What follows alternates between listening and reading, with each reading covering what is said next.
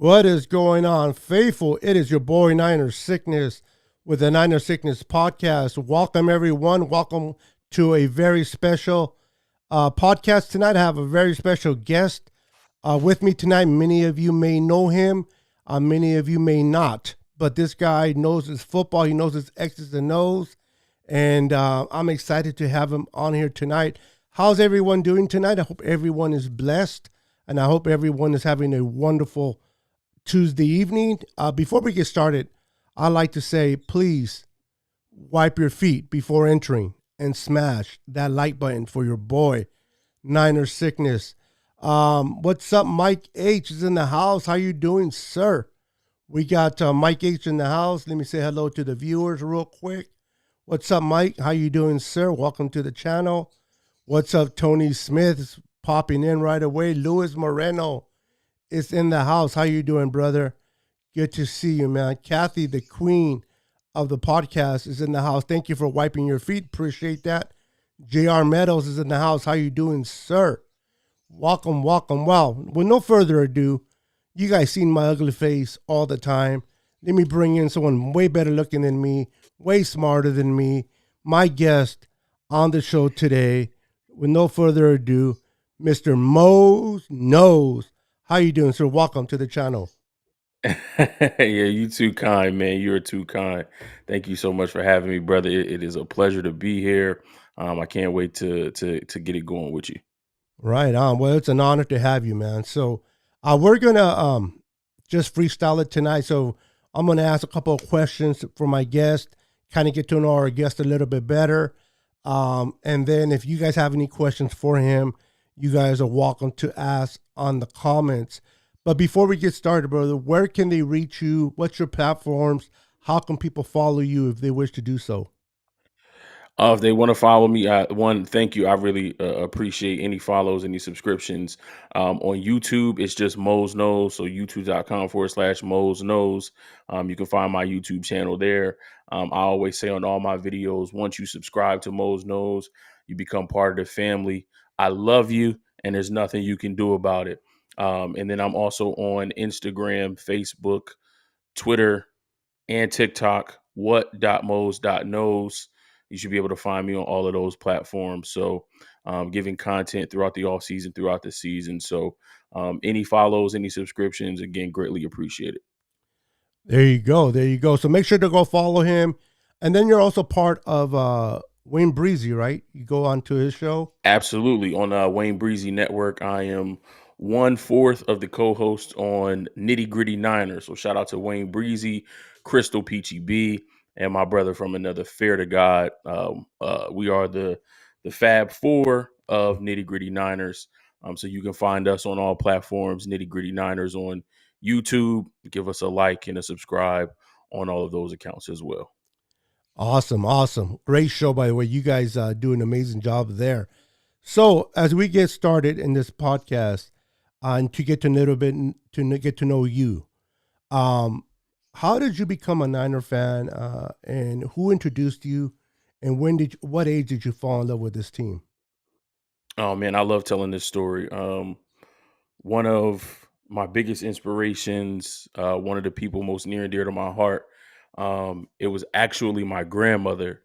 My grandmother is one of the biggest football fans you will ever meet. She's an Eagles fan, grew up most of her life in Philadelphia, but she still watches college football on Saturdays from 12 noon until 9, 10 o'clock at night. She's watching college football, and then she's watching the games on Sunday. So after church, I would come home with her, and we would just sit in front of the TV eating Sunday dinner, watching football games.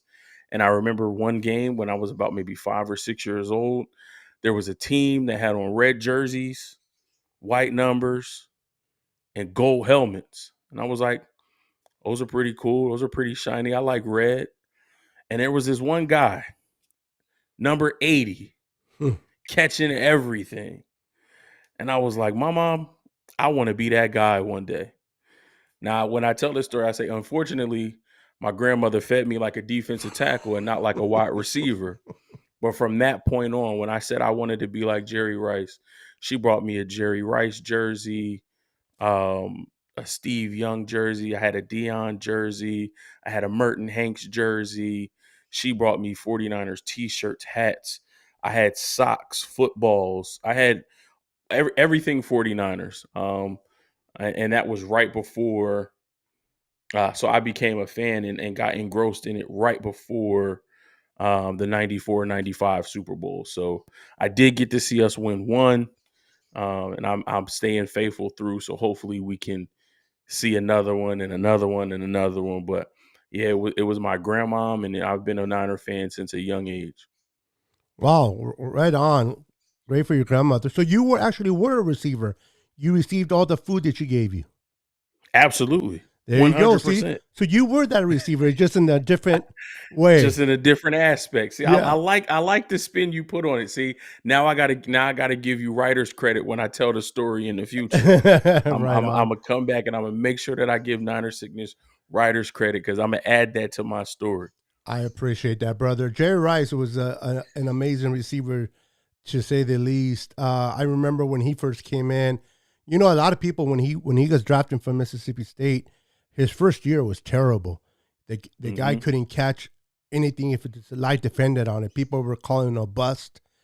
People were saying this and that, and uh, fast forward, greatest receiver of all time, right? So when I hear people say a certain player in their first year is going to be a bust, I crack up. I'm like, how can you say that? You got to give a player at least 3 years to kind of get a good feel of what they're going to be. You get the Bosa's at times where they show you right off the bat if they're going to be good, and then you get the Solomon Thomases. They kind of give you the idea they're not going to be so good, but you got to give like I've been hearing a lot of with Javon Kinlaw how he's going to be a bust, and and it's I think it's so funny, but Jerry Rice was somebody that I liked. I love. I know I growing up, I like to watch Dwight Clark a lot. Um, I used to watch a lot of John Taylor was one of my favorite receivers also on that team. Let me ask you, since you brought up Jerry Rice, and you probably already know this, a lot of people know this. Do you know what the nickname for Jerry Rice was when he first came his first year to the Niners? I don't know that actually. Really? Well, let me share that information with you. Let's see if the people in the comment know. But they call him Fifi Why did they call him Fifi? because of his hairdo. When he first came in, he had that big old hairdo. So everybody in the team started calling him Fifi. And did you Wow. also know that Jerry Rice had a tradition of changing every quarter? He went in and changed his uniform to a new clean uniform every game. Yeah, I did know that. Yeah, so because he He didn't would like to always be change wet. his uniform. Yeah, yeah. So just little things about Jerry Rice that I knew, kind of knowing a little bit about him. But yeah, Fifi was the nickname that they all gave him because of his hairdo. So it's a little trivia that I like to mention to some people that when I do trivia night. What's up, Moses That must be Martinez? why he went bald. Yeah, probably. Got rid of that hair. What's up, Moses Martinez? Welcome to the channel. We got Johnny JBX4N9 in the house. How you doing, sir? I got my boy David McNew, one of the supporters of the channel. Thank you for coming through, man. So your grandma introduced you to the Niners. Yes.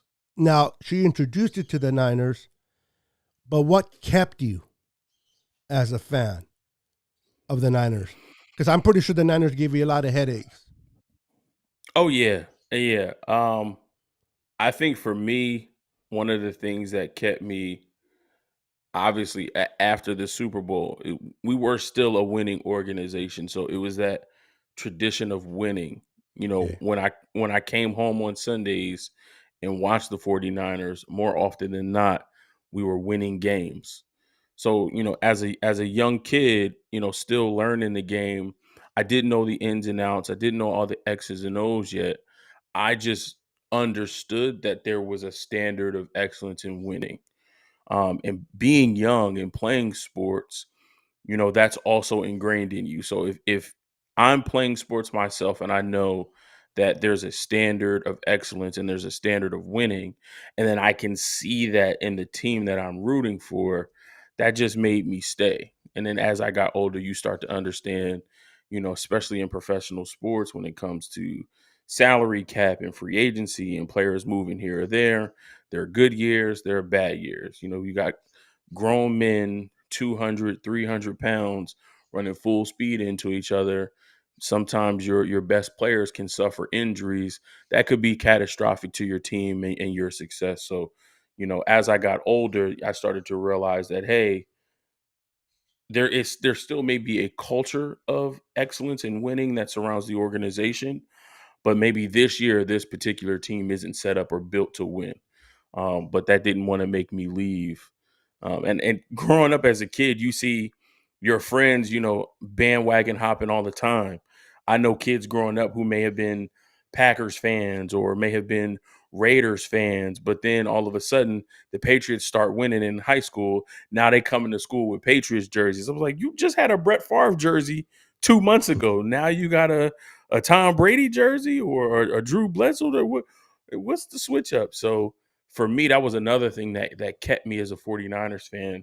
I didn't want to be known as one of those kids who just kept switching to the team that was hot, the team that was winning currently. I wanted to make sure that my loyalty and my faithfulness lied to one team. So it's been Niners ever since. Yeah, right on, right on. Yeah, you gotta, nowadays I seem that word faithful. It's kind of not really appreciated as much as it was in the old days. Everybody wants to fire this, fire John Lynch, fire Kyle Shanahan. I tell people all the time, you can criticize the GM, you can criticize the coach, you can criticize players based on their performance on and off the field all you want, but you got to stay loyal until they're not here anymore. And I just think that word faithful, man, sometimes doesn't really transcend the truth of this fan base, younger fan base that we have now. It's like I understand that those that never acknowledge a Super Bowl win, but two Super Bowl losses, I can understand their pain to a certain point. I got to enjoy, like I said, 5 Super Bowl wins, 5 parades in San Francisco. I got to see that growing up, and I know that a lot of people want to see that, and they're tired of just getting there but not getting over the hump. I understand the frustration with certain players on the roster, but at the end of the day, and I want to get your input on this. Uh, Criticism is good when you see something, but I also believe in loyalty and faithfulness and not giving up when the tough gets going. You got to stick around through the thick and thin. Anybody can sit there and say they're a certain fan base of a certain team when they're winning and everything looking good, but how do you represent your team when they're down, when they're making mistakes, when they're not getting or achieving the things they want to achieve? Do you sit there and bitter talk behind their backs? Do you murmur and complain? Or do you stand poised and says, listen, I may not like certain things that are being done, but I stand by my team, red and gold until I'm dead and cold. I tell people this, I have it here and I have it here.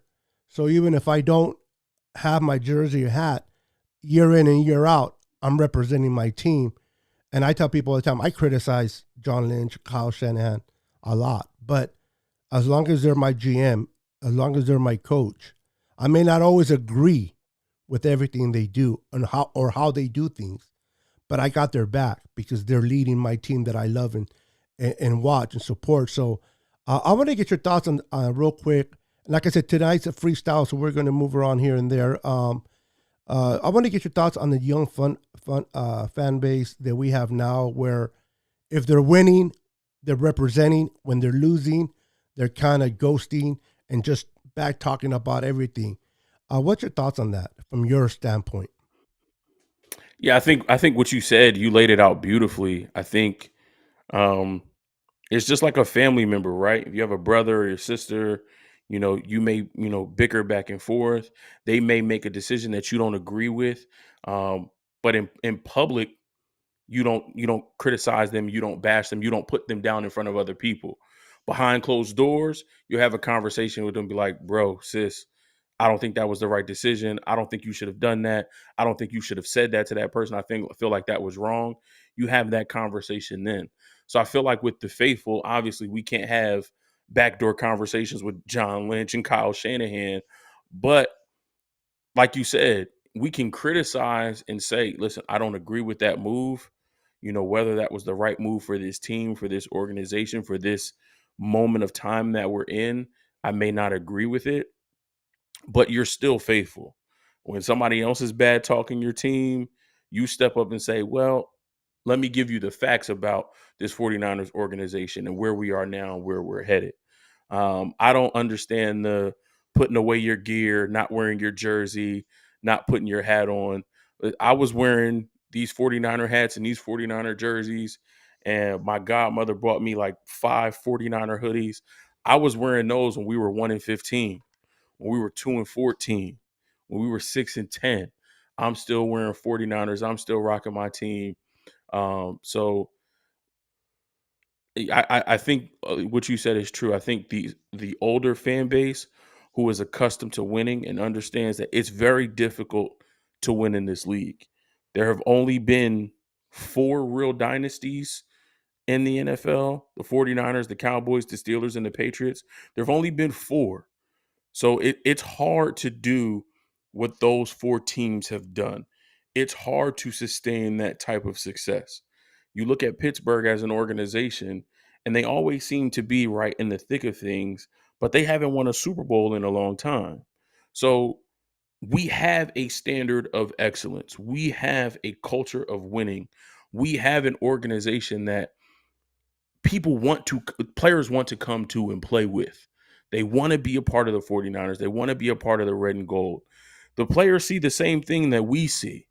When we travel on the road and we took over SoFi Stadium in week 18, to so much so to where players' wives were putting out PSAs on Twitter saying, don't sell your tickets to 49er fans. Other players see that. So not only are they getting that hospitality and that love from the fans at home, but they're also getting it on the road. So I think while there may be a small contingent of, I'll call them, for lack of a better word, malcontents, we Yep. may have a small contingent of young 49er fans who are claiming to be 49ers fans or claiming to be football fans, but they really aren't in love with the game or in love with the sport like you or I. I think the majority of the fan base is faithful, and we see that. I was kind of upset at myself because this past weekend, I live in New Jersey, so this Okay. past weekend in Atlantic City, there was an autograph signing. Nick Bosa was there, Trey Lance was there, Joe Montana was there, Jerry Rice was there. I was kicking myself in the pants that I had completely forgot about this, and my schedule had got booked up.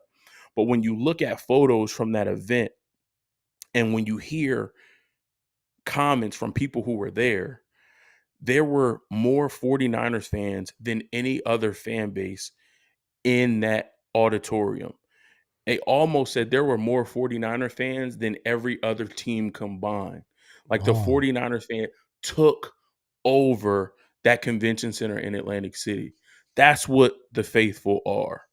That's who we are. No matter where our team is, we're right behind them, cheering them on 100%. So I think that's just what it needs to be.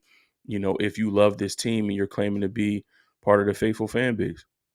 I like that. I like that, Mose. That the fact that you said, a lot of the fans showed up supporting their team. But I like what you said a little bit earlier too about when you have disagreement with family members.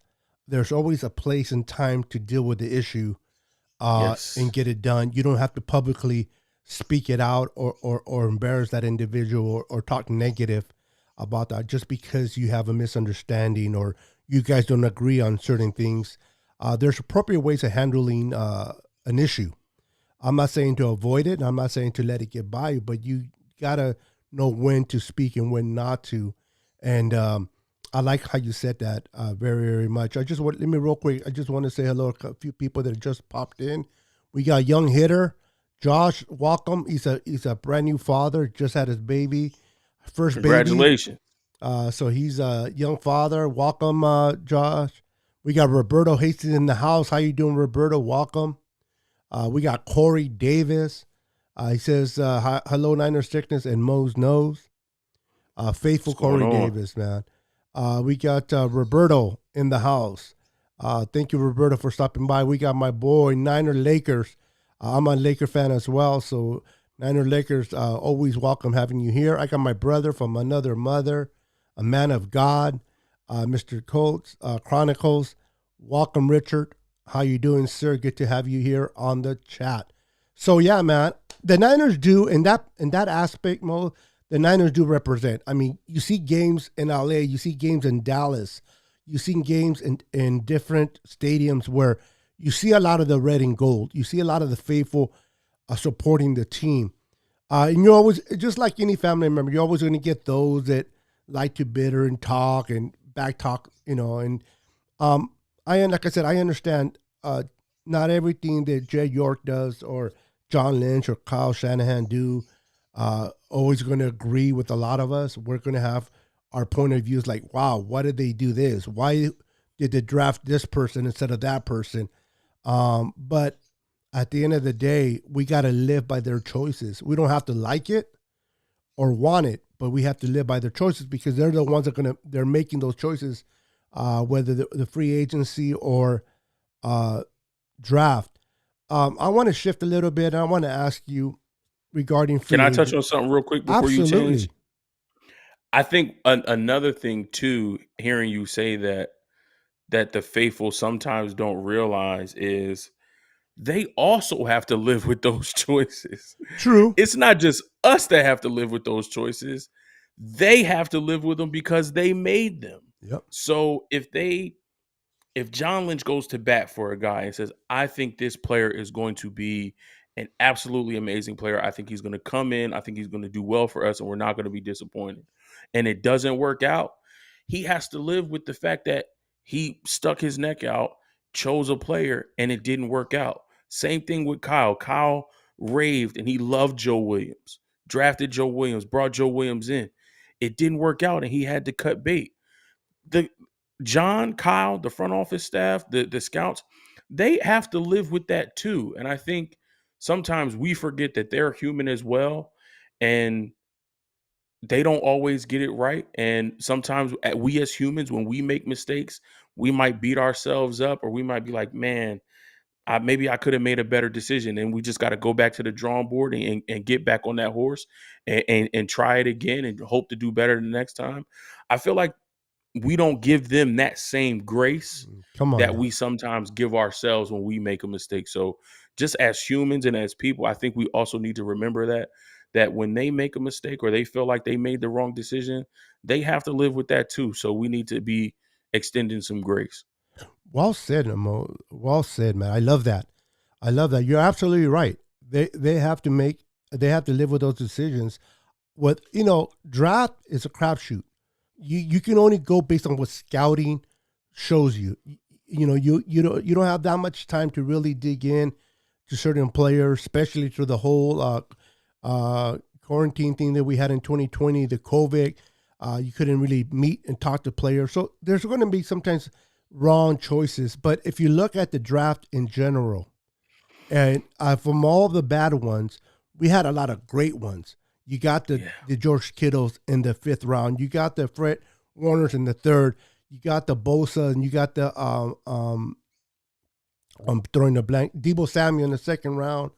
You got all these players. You got Greenlaw in the 5th round, Elijah Mitchell in the 6th round last year.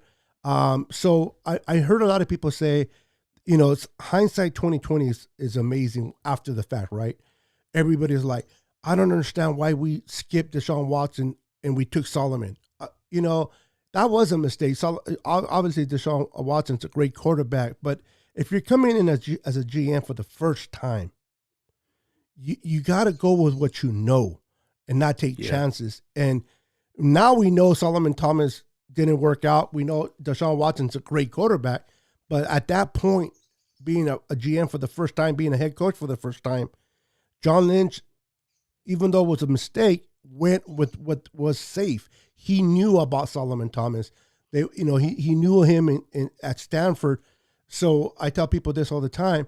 It wasn't the right choice, but it was the safest choice at the time. But they learned Hmm. from it. I believe they have.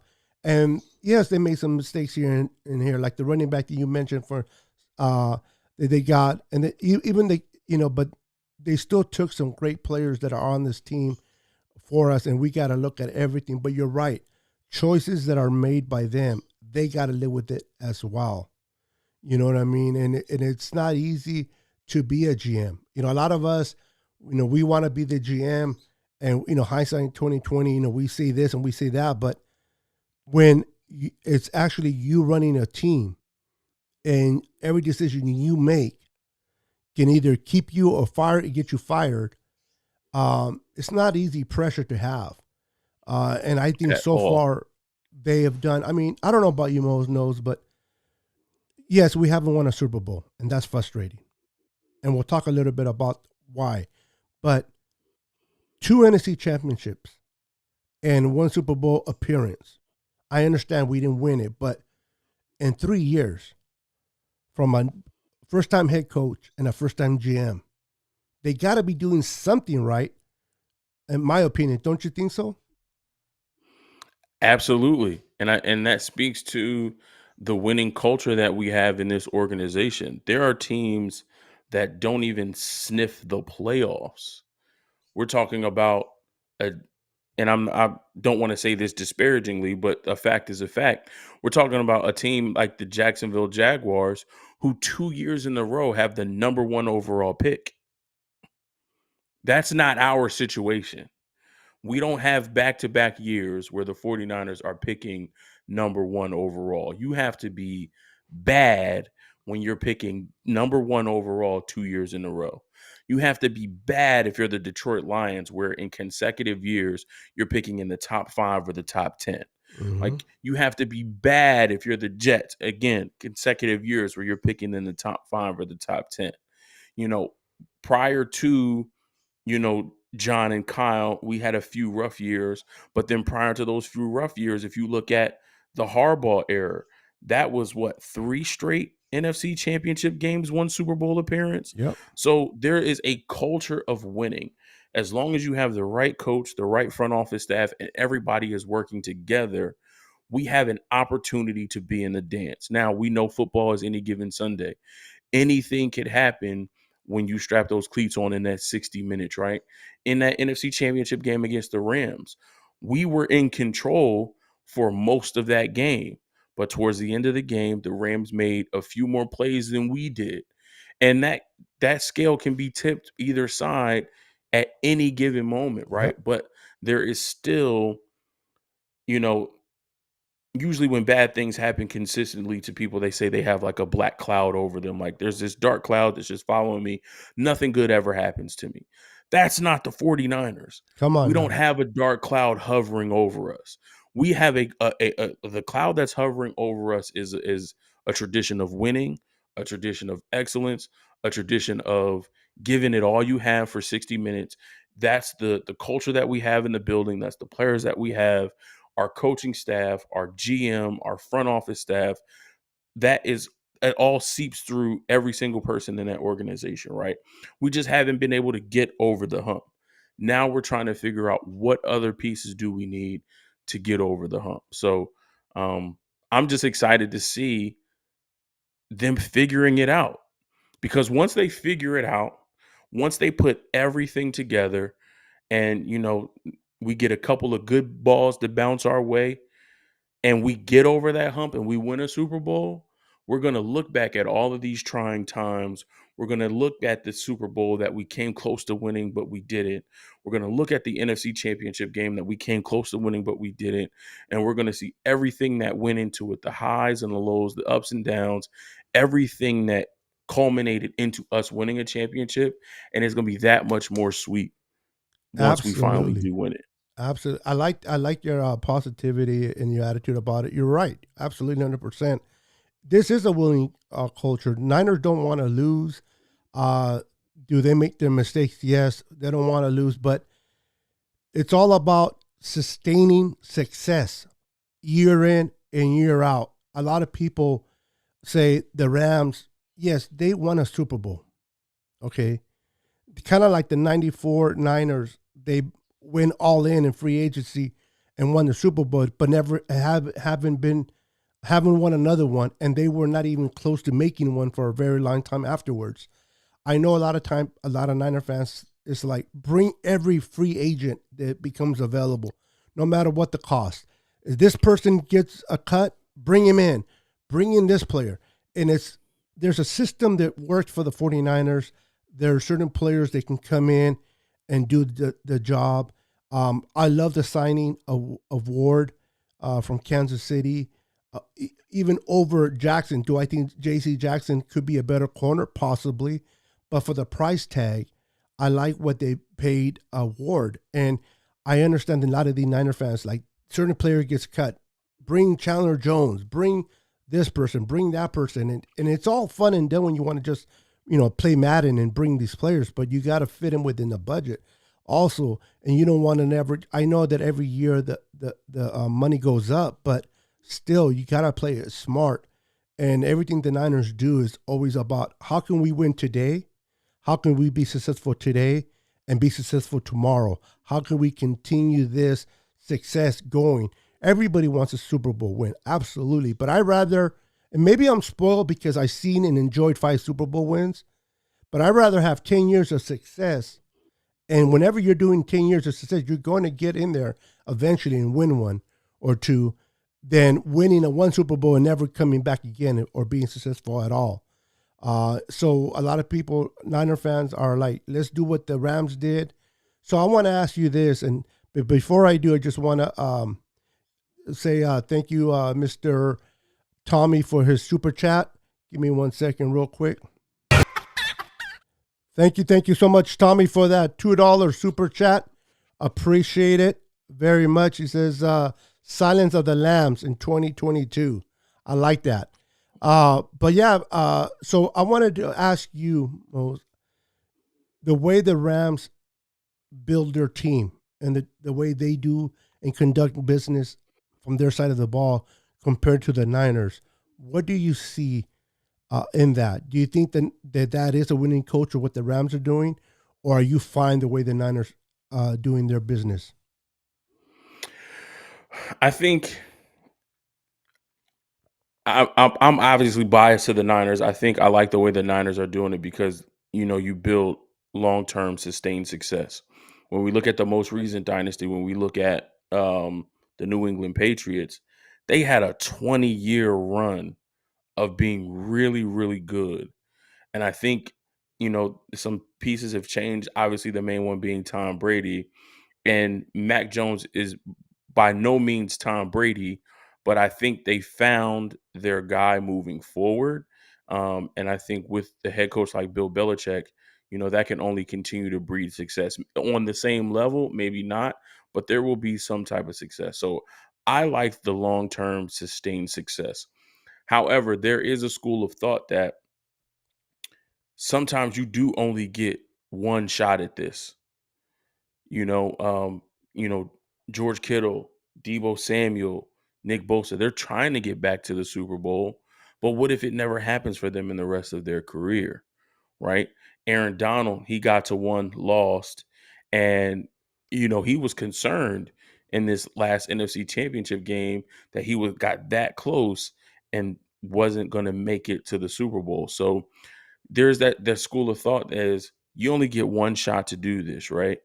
And if you can add the pieces that you can add to make your odds that much better, why not go forth and do that?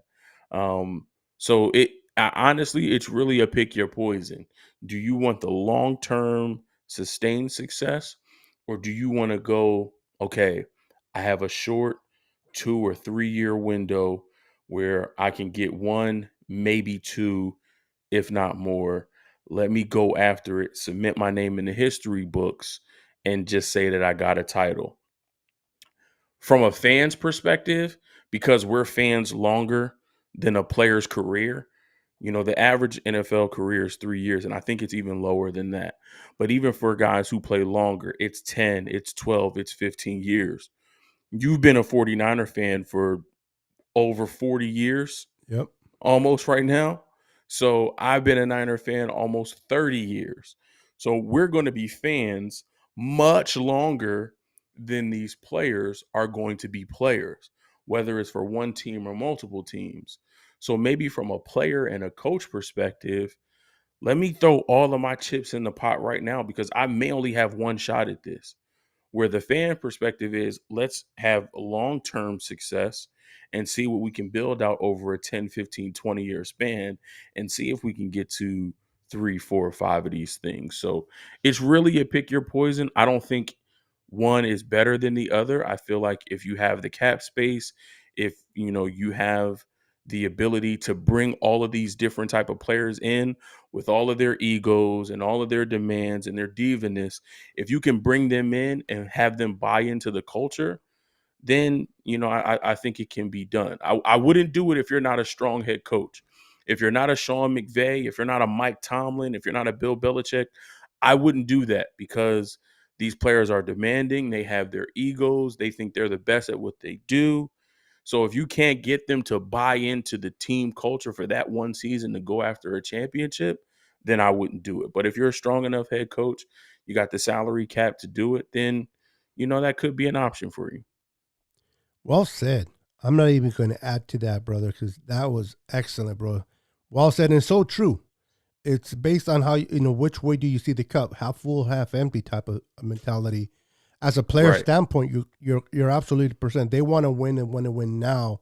As fans, so do we, but we have the long term in mind because we're like you said, we're going to be fans for a very long time. Those that are truly faithful, but players come and go, and they only have certain window to succeed and win. As good as Kittle is, his window is getting smaller every year. He's Yep. getting older. The type of physical football that he plays, the chances of him getting injured, and I hope it never happens, but it's great. So, and you never know when your season might be over, one injury away. So you want to win today. So you're absolutely right. What the Rams are doing works for the Rams, and they accomplished one of their goals, which is winning the Super Bowl. What the Niners have been doing has been working as well. Maybe not as quick as some of us would have wanted to, but it's working. Now we're making the switch, uh, hopefully to Trey Lance, and maybe he's that secret ingredient or that extra push that we need to get past of where we haven't been able to with Jimmy. I want to get your thoughts on the whole not to talk too much about it because I know everybody has beaten the same old horse with this since the beginning, but the fact that Jimmy is still here and not traded and the whole surgery, some people believe it's sabotage. I don't believe in that. I believe he was told that he can do therapy and avoid surgery altogether, and he went that route and finally realized it's not getting any better. So now they decided to do the surgery. Because I don't know. I want to get your thoughts. I think Jimmy didn't do the surgery late to hurt the Niners. I think he hurt it even himself, not being on another roster. So why would he do that? I want to get your thoughts on that. For fan bases that think that he did this deliberately, his camp did it to kind of get back at the Niners, based on what we have seen in Jimmy since he's been here, the type of player. I don't think that's his MO. And from that, what's your thoughts on that? Um, I'll be honest. At first, I was in that camp of he did this deliberately, maybe to spite the Niners. Um, I Okay. know, he said that he was happy, coming to the Niners, and while the competitor in him was upset about the Trey Lance situation, he understood it from a business perspective. I do tend to agree with you, though. I don't know if, as a businessman, knowing that I want to still play football and I want to make a contract and that I want to be in a good situation, I don't know if I would opt for surgery around the time I'm supposed to get traded, knowing that other teams are going to back away from me. Now, if you did that with the option of, okay, hopefully the 49ers will cut me and then I can go where I want instead of being traded somewhere that I don't want to be, well, you run the risk of what happened now, where mostly all of the QB openings around the league have been filled up. Where are Mhm. you going to go? Are you going to go to Houston? Well, wants to see what they have with Davis Mills. And if not, then wait until 2023 to go after another quarterback. Are you going to go to Carolina? Well, Carolina's already got Sam Darnold on the books for 18 million. So I don't think they want to pay him 18 million and pay you 20 million Mhm. as well for the both of you to battle it out back and forth. Are you going to go to Seattle and play up there with Pete Carroll? I don't think they want you, knowing what they've seen from you twice a year for the past however many years.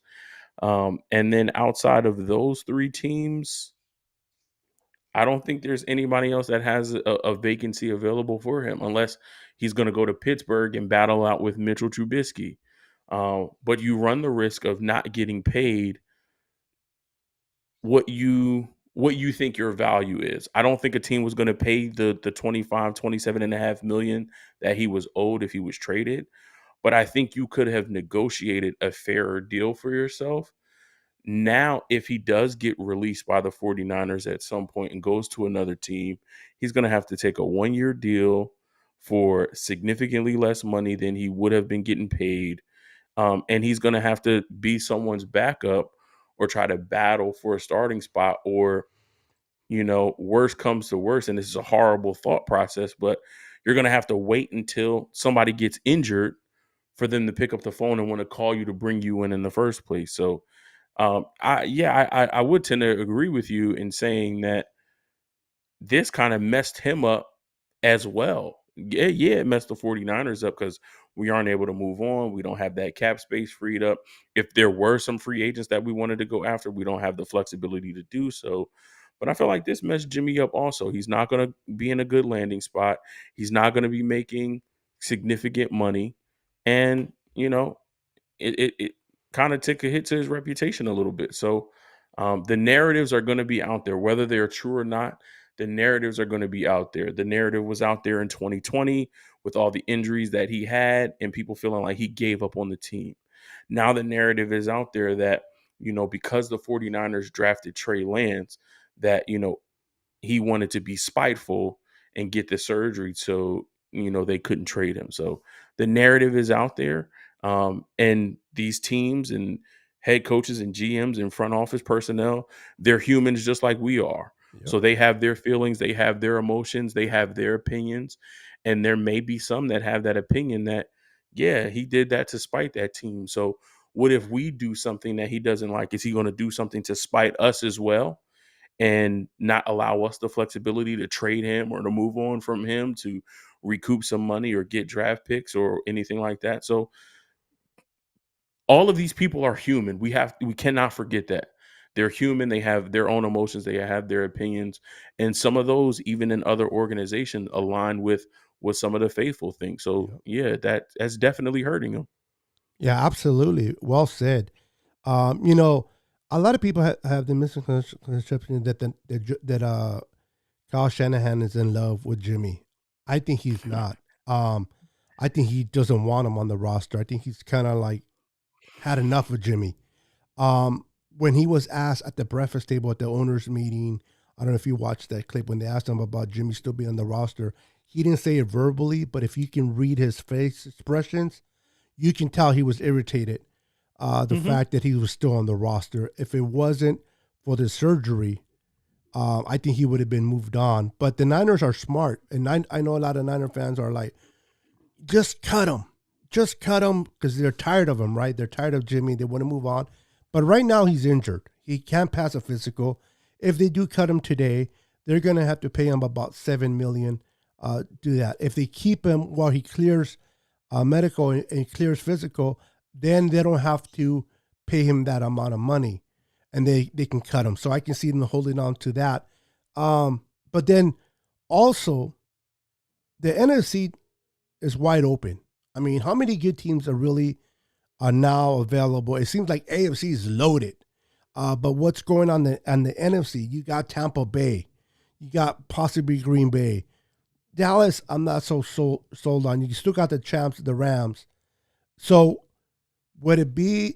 Do you think it would be a complete distraction if worst case scenario was where Trey's the starter and Jimmy was the backup and backed up Trey?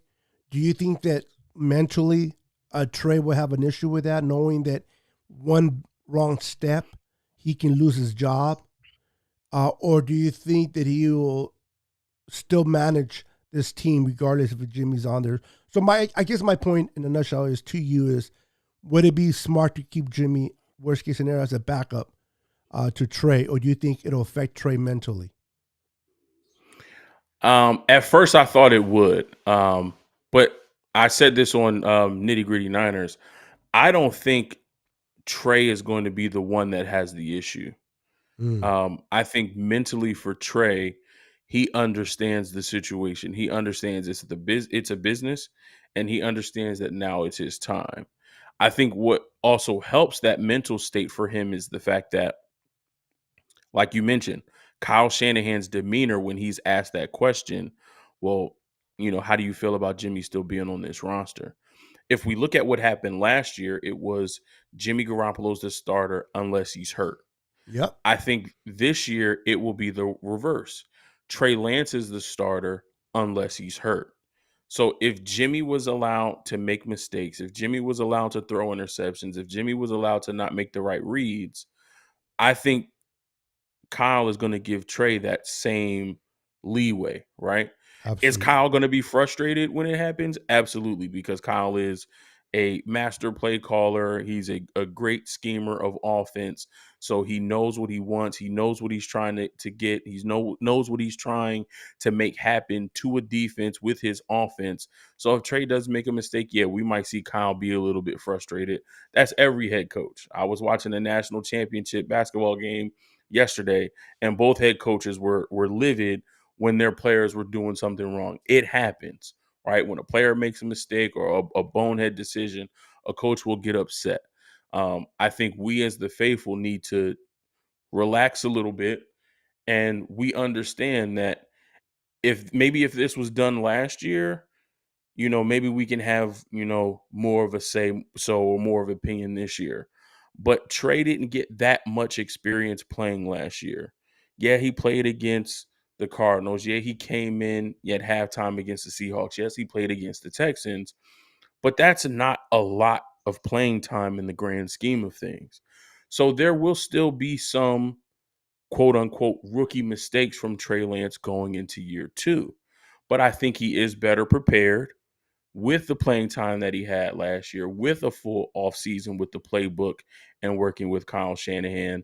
So, from a mental standpoint, I don't think Trey will have an issue. And for whatever reason, if Trey does get injured and Jimmy is still on the roster, then at least we as fans know there is comfort because Jimmy knows the scheme. Jimmy has familiarity with the offense, with the offensive line, with our receiving core. So there may be a drop off from a physical standpoint of what Jimmy's able to do, but there may not be a drop off from a production standpoint just because, you know, when Jimmy is playing with his head on straight, he can complete passes and he can operate efficiently enough in his offense where maybe he is not the reason why we're winning. Maybe he is not making the big plays, but he's able to keep drives alive and put our guys like Debo and Elijah Mitchell and Brandon Ayuk and George Kittle in position for those guys to make the big play. Absolutely. And you said it very well. I think Jimmy, as a backup at this point, will be better suited to come in and make some plays here and there to help us sustain wins while Trey is out. But I like what you said about Trey. I think Trey's a smart kid, has a good head on his shoulders, and he sees this as being a professional. Last year, you're right. Last year, this team belonged to Jimmy. This year, it's going to belong to Trey. And when you go into the offseason knowing that, and you start working with the ones. Trey didn't get that opportunity last year. Jimmy was working with the ones. Now Hmm. Trey's going to develop that chemistry, working with the ones, getting familiar with Debo Samuel, Brandon Ayuk, George Kittle. Get the offensive line is going to get very familiar of his style of play compared to Jimmy. That's the problem that I saw against Arizona, that offense was getting called a lot of mistakes because they were so accustomed the way Jimmy runs that offense that when they put Trey, it was a little bit different. And so you had those penalties from the offensive lineman. You get an offseason where the offensive linemen get adjusted to Trey. It's a whole different picture. And I think Trey, like you said about Kyle, he when Jimmy made a lot of mistakes last year, Kyle still kept him and went with him. I think the difference between Jimmy and Trey is that if Trey makes those mistakes, we understand this is his rookie year. Yes, technically he's not a rookie no more, but as a starter, he's going to be a rookie and he's going to make those mistakes. But when you have mistakes being made by the 8-year vet and Jimmy, that's when a coach gets, in my perspective, gets pissed off even more. You can kind of expect a mistake here and there from Trey because he's learning it. You don't expect that so much from Jimmy because Jimmy knows the system. He knows everything. Jimmy just makes some bonehead plays at times that cost us a lot of times the game. Even like, we won the Cowboys last year, but we should have never been that close in that game. That claim should have been further than it was, but Jimmy likes to keep it interesting by throwing interceptions, and those are the frustrating parts of Jimmy. So many games that we should have just ran away with, but because of bonehead mistakes. I always say this: if Jimmy ever gets traded, I doubt it, but if he gets traded to the Seahawks, I don't think he'll say it verbally out loud, but inwardly, Fred Warner be the happiest player in the world because he'll get some INTs twice a year from Jimmy because he Absolutely. loves to throw into the middle linebacker, right? But Yup. I think, financially, yes, the money are on the books, Mose, and not having that money on the books, it would have been nice by trading Jimmy and having more draft capital. And that's still a possibility in the draft. I mean, they could still move him, probably. But most likely, if he doesn't get moved in the draft, the reality is that he could be here for the remainder of his contract. And I understand that the money in the books would be nice. But I also believe, as a longtime Niner fan, that whether Jimmy is on the roster or not, the Niners are going to proceed the way they want to proceed. If there's a player they covet, if there's a player they want to bring in, whether Jimmy's on the team or not, they're going to go after that individual. That I seen that happen. Listen, Jimmy was still on the roster, didn't get traded, but they needed a corner. They went after arguably the second best corner in free agency, and it wasn't a Richard Sherman type of signing. They paid a pretty penny for this kid, and they had to kick the can down the way a little bit by restructuring some of these contracts. But my point being is they did it. So I don't believe that if they would have got rid of Jimmy, that they would have brought in more players, or that there's certain players that didn't come in because we don't have the resources. If the Niners want to make a way, I believe they will. And Eddie DeBartolo, wow, I went back. Jed York said it himself that if he's willing to pay that money for Jimmy's services as a backup. And listen, look at this roster. Can we always get better? Absolutely. But this roster is ready to win now. You go in with two good quarterbacks, knowing that Trey's going to run this good. Trey's going to do what Jimmy can do, if not more, by extending plays with his legs. And then if God forbid something happens to Trey, you can bring Jimmy in and win a few games here and there. In this NFC side where there's not that many good teams, that there's a chance for us to make it to the Super Bowl this year. It wouldn't be such a bad idea of having two good quarterbacks. Kyle said it best. So many teams wish they had a quarterback on the roster. We got two. A lot of teams wish they had one. So that's not a bad problem to have. And I think Jimmy is professional enough to coexist with Trey. We've seen that in 2021. But then again, Jimmy was playing. Now that have to be wait and see Jimmy being and holding the clipboard if he still has that same attitude. But I don't know Jimmy personally, obviously, but for what I've seen, he seems to be a team player. A lot of teams players love him and support him. So do you think he can hold that clipboard and be humble enough to hold it and not cause Mayak in the locker room, or do you think he will eventually be a problem in the locker room holding that clipboard based from starting? I I think that that's a tough one to call, and I don't want to pass judgment too quickly on Jimmy Garoppolo. Um, but I do see where that can be a problem. I do see where that can, become an issue really, really quickly. Um, Especially when, it pertains to the locker room. If knock on wood, if Trey does struggle a little bit early on and the locker room is divided and saying, look, we're built to win right now. Trey is still struggling, still working through some of these things. Maybe we should throw Jimmy in there. Um, that could cause a problem. If Jimmy is not one that's going to help Trey with that clipboard, if Jimmy's not going to be one that says, hey, what did you see here? This is what I saw. When normally when we run this play, this is what we're looking for. This is the check that we're looking for. If you go to the line and you see them in this defense with this play call, you might want to look for X, Y, and Z. If we don't see Jimmy doing that type of stuff, if he's just sitting on the sideline quiet, not really engaged in the game and what's going on, and from a quarterback perspective, not talking with Kyle and with Trey and understanding what's going on in the game and helping him process it along earlier, then I can see that becoming a problem. But if we see Jimmy on the sidelines and he's got the headset in and he's standing next to Kyle and they're talking about the game, and when Trey comes to the sideline, if Kyle is going through looking through a play, you see Jimmy actively communicating with Trey and saying, hey, look for X, Y, and Z, then I think it could be a really good situation. So, we want to think that Jimmy is a stand up guy.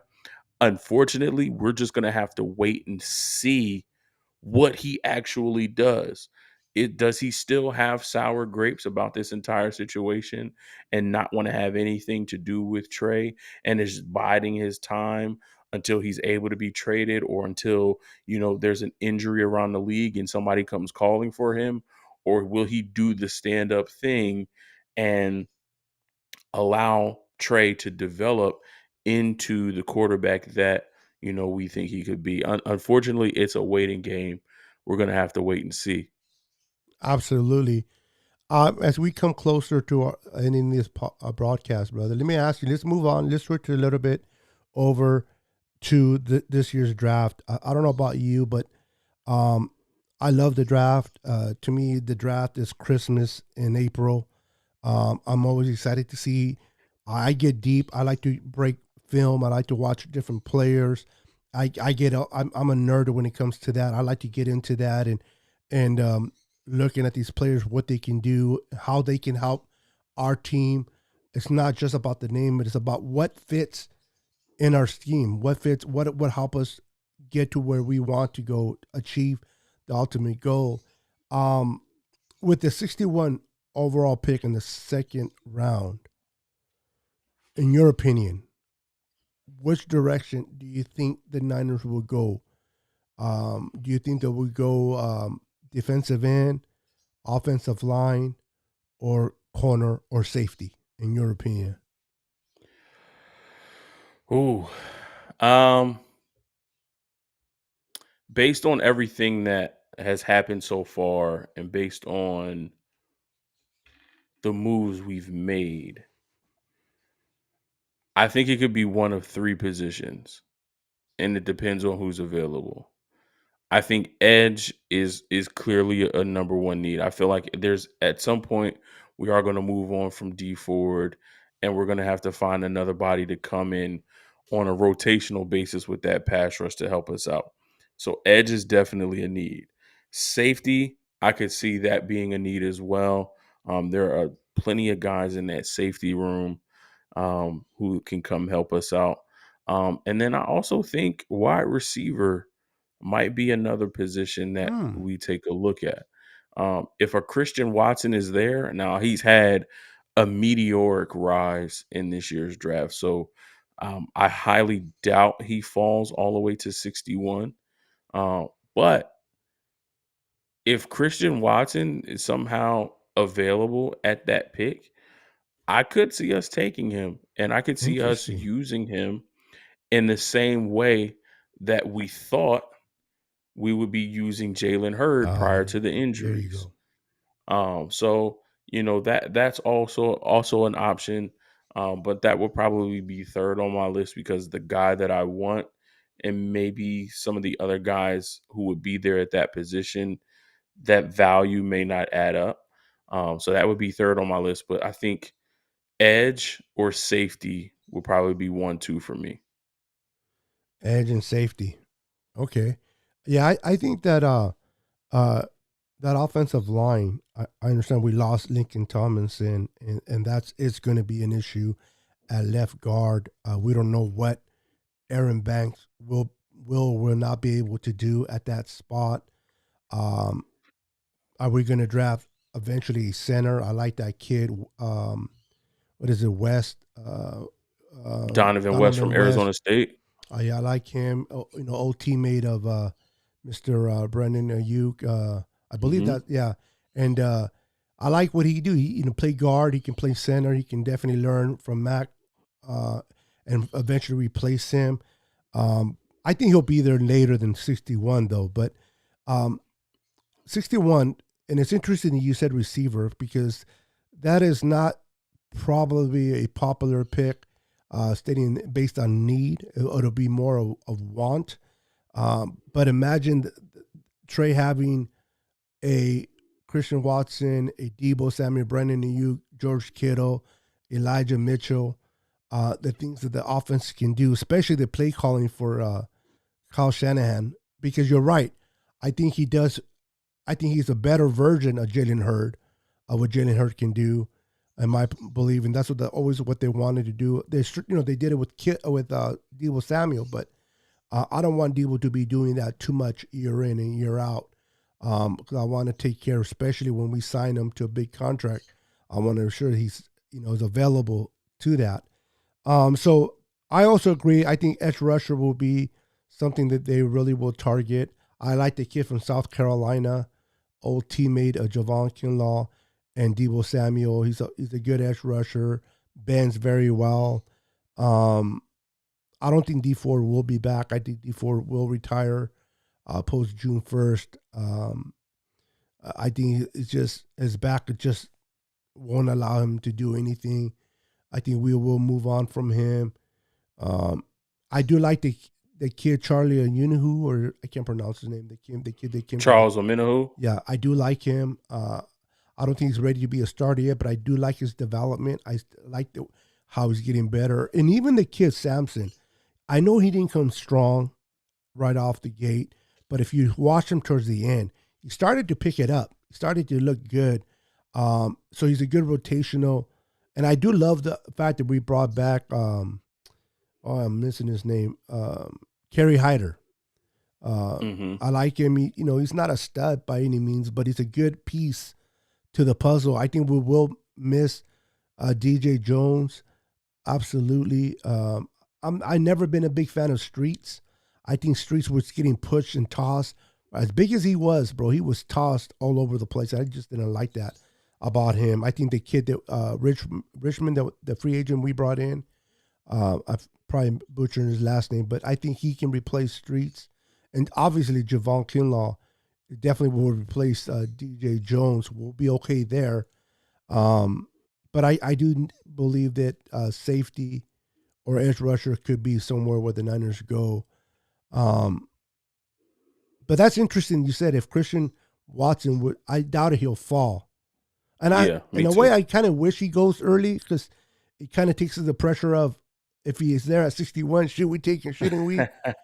Type of, you know what I mean? Type of thing. Yeah, Uh, absolutely. I wouldn't be mad.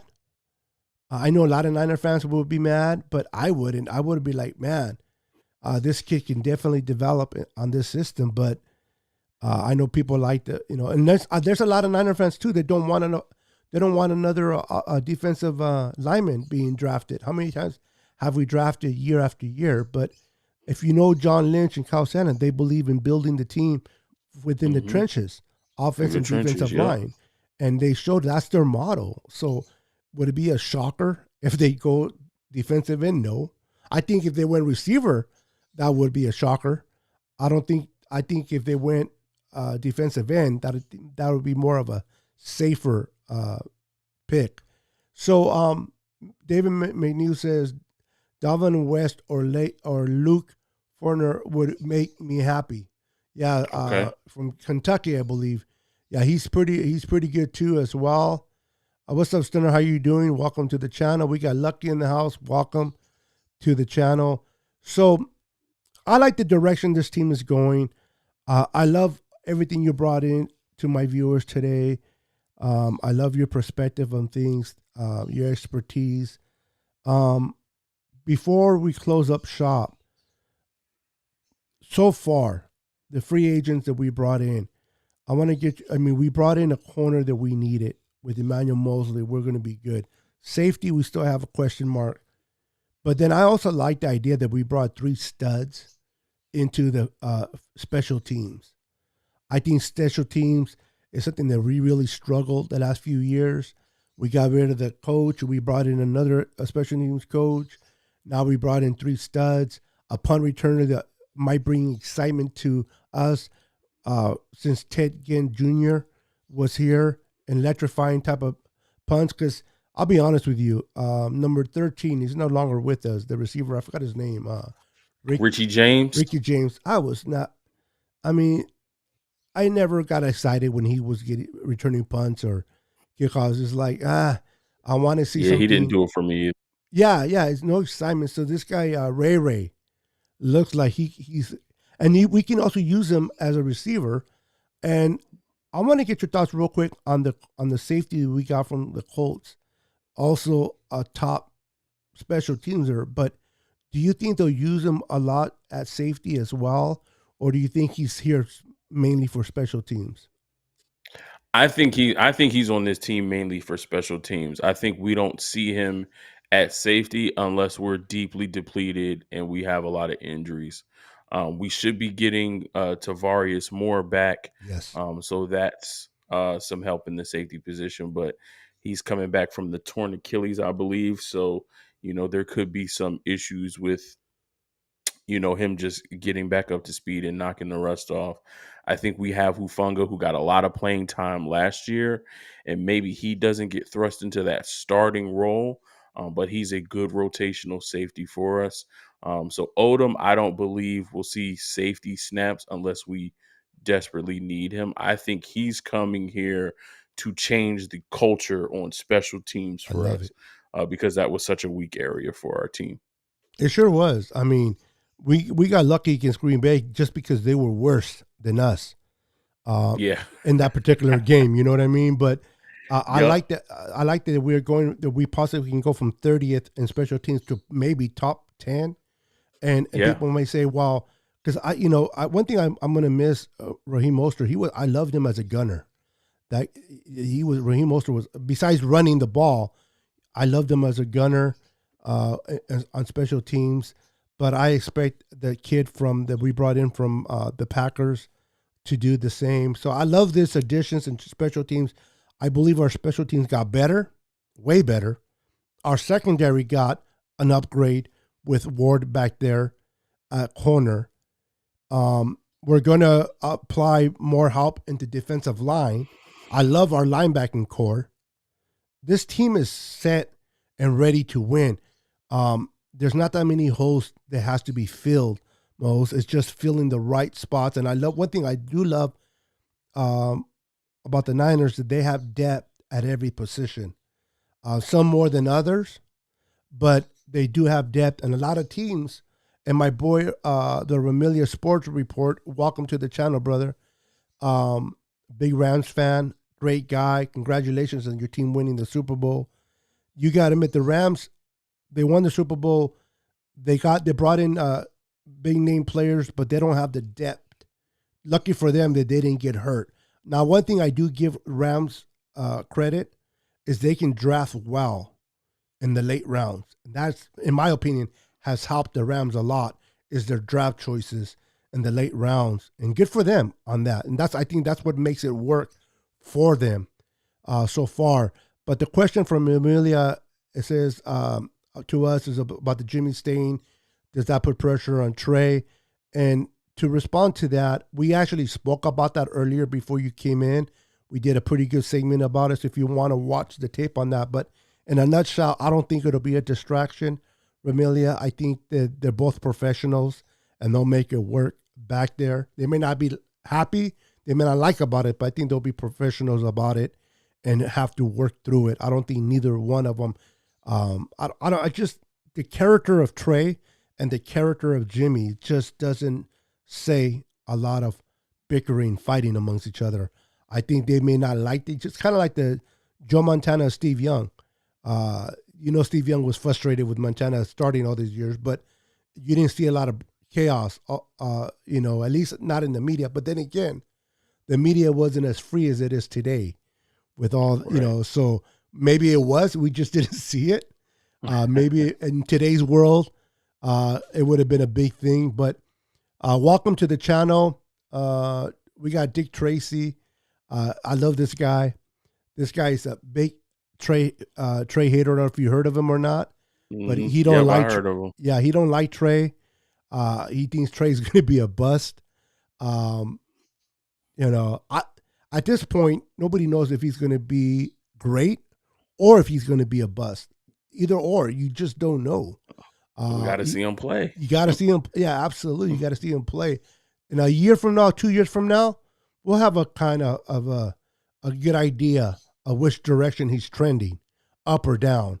But you Right. gotta let him. You gotta let him play. Listen, I kept you long enough. I like to keep my shows for about an hour, no more than an hour. Um, I really enjoyed you. My viewers enjoyed you. I know I mentioned that I was going to have them ask you a couple of questions, and I got away from that. I apologize to my viewers, but a lot of times people don't understand when you have a guest. Sometimes it's hard to kind of really stay on top of all the comments because you're trying to work with your guests. When I come on by myself, my viewers they get spoiled because I read all their comments and I answer their comments. Sometimes, like one of my viewers earlier left because I wasn't responding. I'm not going to say his name, but I love the guy. He'll be back. He just loves a little bit of attention. I'm like, when you have a guest, I can't be impolite and not take care of my guests. So, and a lot of my viewers understand that. But I want to thank you personally for coming on my show, being part of my show. I love the work you do. I love your knowledge. I love what you do on the nitty gritty. You guys make a great team over there. You guys are exciting. I love Wayne Breezy. I think I love the things he throws out there. I don't agree with everything he says, but I love his spirit though. I love his attitude. I love everything about him, his personality. Peachy, yourself. So I'm a big fan of you guys. I watch your guys' channel. I don't always comment, but I like to kind of do things around my office and watch you guys spit some good 49er facts about our team. So once again, brother, thank you for coming. Um, I'm gonna bless you I like to bless all my guests with a patch. So I'm gonna send you. So don't go anywhere. I'm gonna end the show. Stay with me, and I'll get some information from you because I would love to send you a 49er patch. Just my way of saying thank you for being my guest, and it's truly an honor to have you. And hopefully, it won't be the last time. Maybe later on down the line, I'll have the honor of bringing you back. And if you don't come back, then I understand that you didn't enjoy my podcast. Oh man, listen, I, I'm I can kidding. tell I'm you kidding. right now, that won't happen. I know you're kidding, but that won't happen. I will definitely be back anytime you want to have me back. Just let me know. As long as the schedule works out, I will be back, man. I do want to thank you. It is a privilege and it is an honor when someone sees the work that you're doing. They like your work, they respect you for the work, and they want to have you on their platform to, talk football, talk Niners. So I appreciate you for seeing that in me. I appreciate you for seeing that in my team and my family over at Nitty Gritty Niners. This is what we love to do, and we love to, be a blessing and encourage people and speak life into people through our platform. And that's what you're doing here with Niner Sickness. The conversation that we had before the show started, you spoke life into me with your story. You're all about positivity, bringing positivity and life and love into your viewers, into the people that subscribe to your channel, into the people that watch your podcast. So this was a no-brainer for me, coming on here. We talked about, us being Christians, and I feel like, God has, a beautiful way of bringing people together in the right timing, in his divine order.